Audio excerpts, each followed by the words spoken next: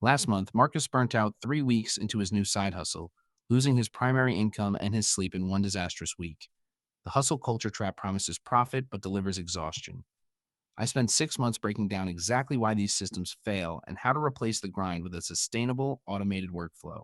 We are deconstructing the exact steps that turn side projects into revenue without sacrificing your sanity or your health. Share?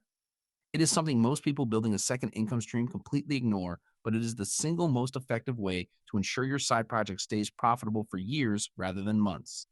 So sit back, take a breath, and let's get into the mechanics of building something sustainable. You started your side hustle because you wanted freedom.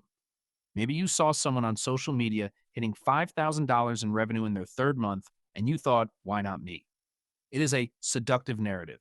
You imagine quitting your 9 to 5, working from a beach, and having total control over your schedule.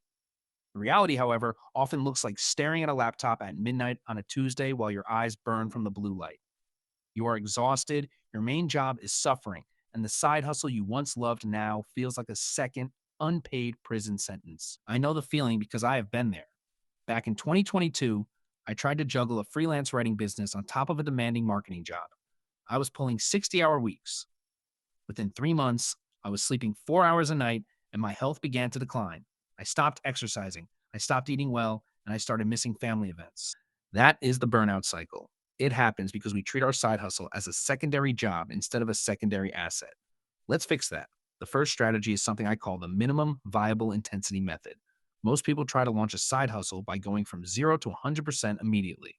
They build a website, launch a social media campaign, and try to handle customer service all in one weekend. This is a recipe for disaster. Instead, you need to focus on what I call the 1 hour rule. You dedicate exactly 1 hour, 4 days a week to your project. No more, no less. If you're doing consulting, that 1 hour is spent on client outreach. If you're starting an e commerce store, that hour is spent on product research. By capping your time, you force yourself to prioritize the activities that actually move the needle. A study from the Stanford University School of Medicine found that people who restrict their working hours for side projects actually maintain higher levels of creativity and problem solving ability compared to those who work without constraints. When you only have 60 minutes, you don't spend it doom scrolling or tweaking your logo for the 10th time. You do the hard work first.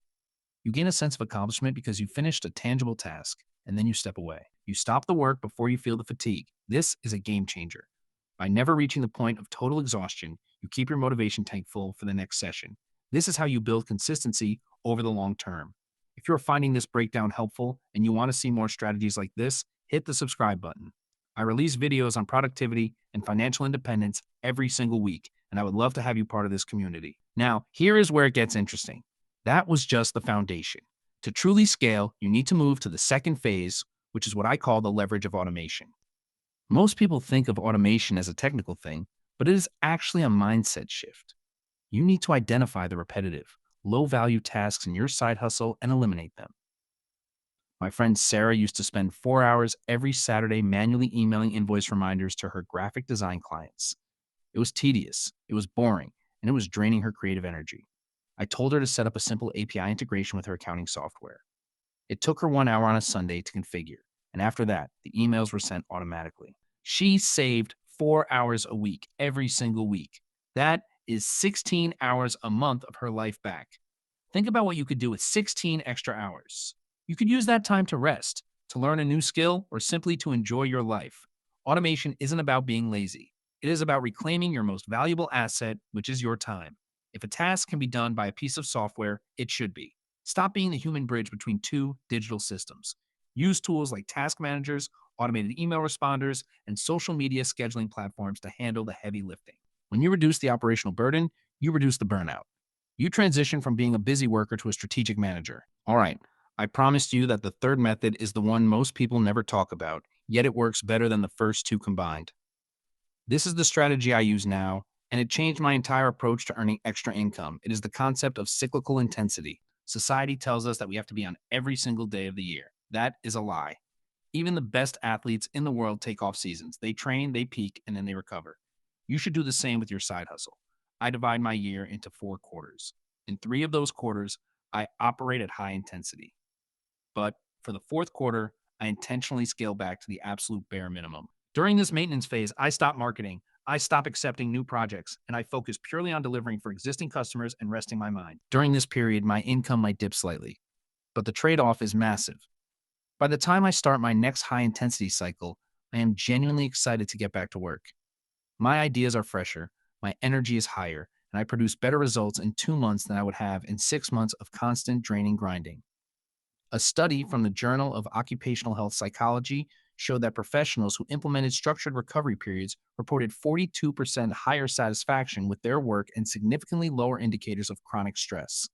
It turns out, giving yourself permission to stop is actually the smartest business decision you can make. When you see it this way, you realize that your side hustle is not a race to the finish line. It is a long game. And to play a long game, you have to prioritize the longevity of the player. If you burn out, your hustle dies with you. If you manage your energy, your hustle can provide for you for years. Let that sink in for a second.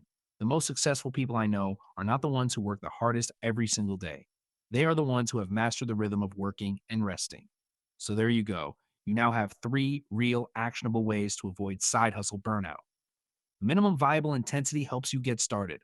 Automation buys you back your time, and cyclical intensity keeps you in the game for the long haul.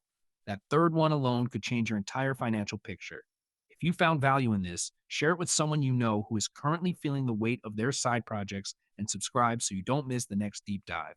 I have a video coming next week on how to price your services so you can actually work less while earning more. And I promise you, it is going to blow your current pricing model out of the water. Stick around, and I will see you in the next one.